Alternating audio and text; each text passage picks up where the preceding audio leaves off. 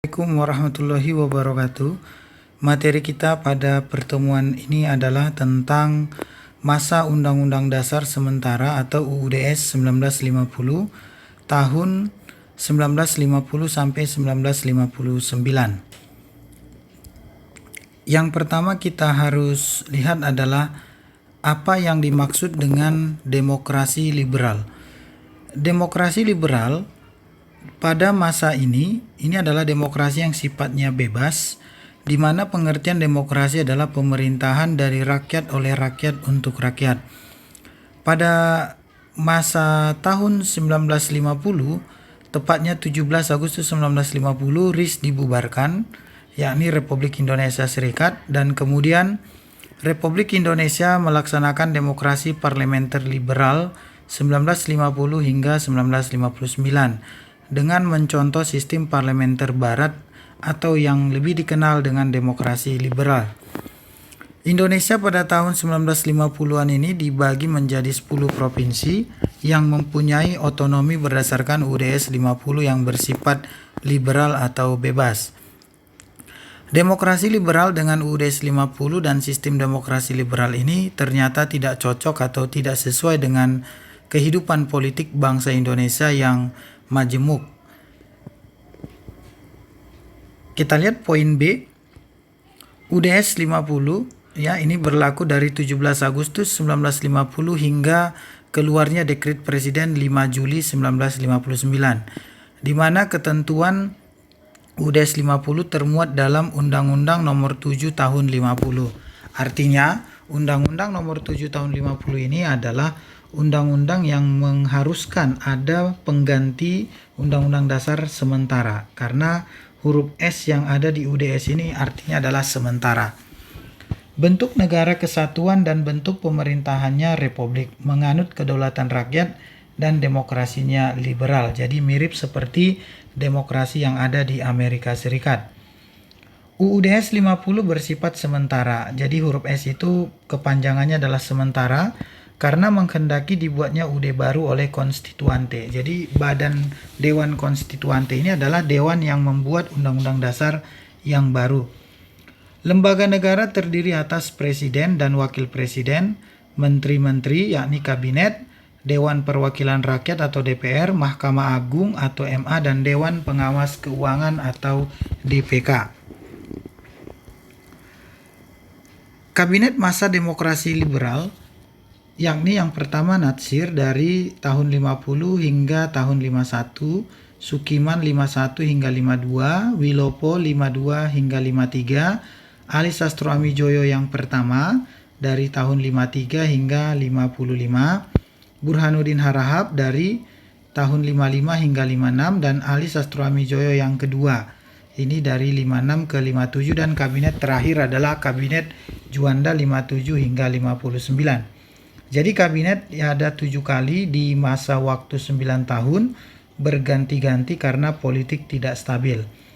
Ini berdampak kepada kabinet tidak dapat melaksanakan program kerjanya dengan baik. Dan hanya kabinet Ali Sastro Amijoyo 1 dan Juanda yang mencapai 2 tahun, selebihnya hanya setahun saja.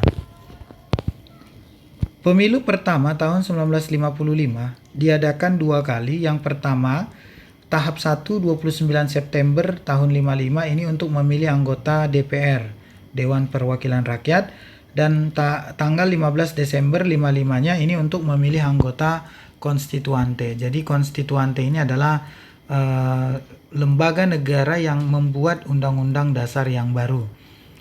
Latar belakang pemilu adalah keinginan rakyat agar politik stabil dan demokratis. Karena pemerintahan demokratis tentu dari rakyat, oleh rakyat, dan untuk rakyat. Salah satu indikator demokrasi adalah pemilu.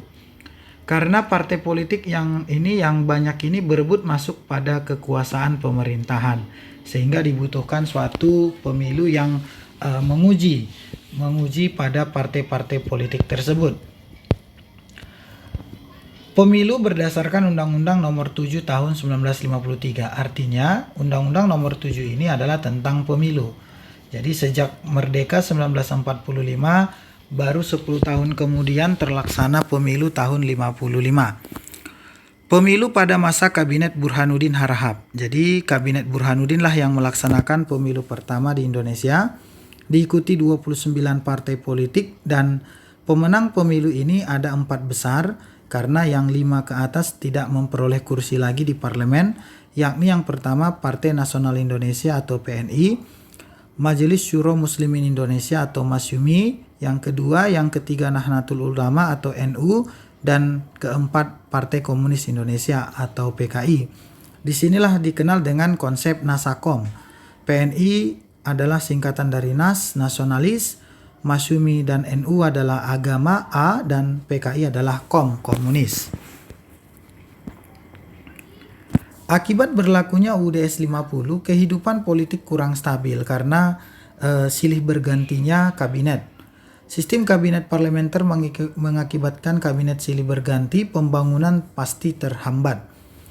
Ada pemberontakan di daerah, jadi seperti pemberontakan DITII juga ada, dan adanya PRRI, ya, Pemerintahan Revolusioner Republik Indonesia, mengakibatkan kondisi negara menjadi darurat atau bahaya atau istilah lainnya Staatsnoodrek, dan akhirnya Soekarno harus mengeluarkan dekret Presiden 5 Juli untuk mengatasi masalah ini. Untuk materi dekret Presiden ini akan dijelaskan di pertemuan berikutnya.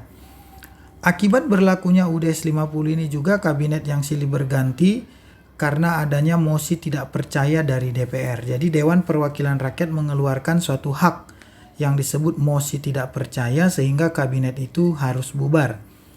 Namun persamaan program setiap kabinet adalah, jadi setiap kabinet yang ada sampai 7 kali di parlementer liberal tersebut ada satu program kerjanya yang sama, yakni perebutan Irian Barat, karena Irian Barat atau Papua itu belum menjadi bagian dari Republik Indonesia.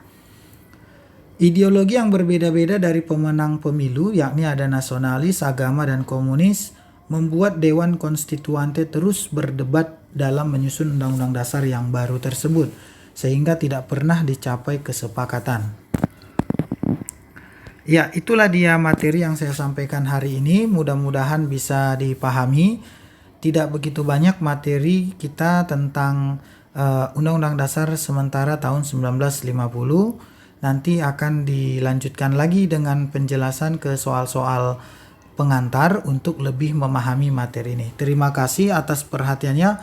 Wassalamualaikum warahmatullahi wabarakatuh.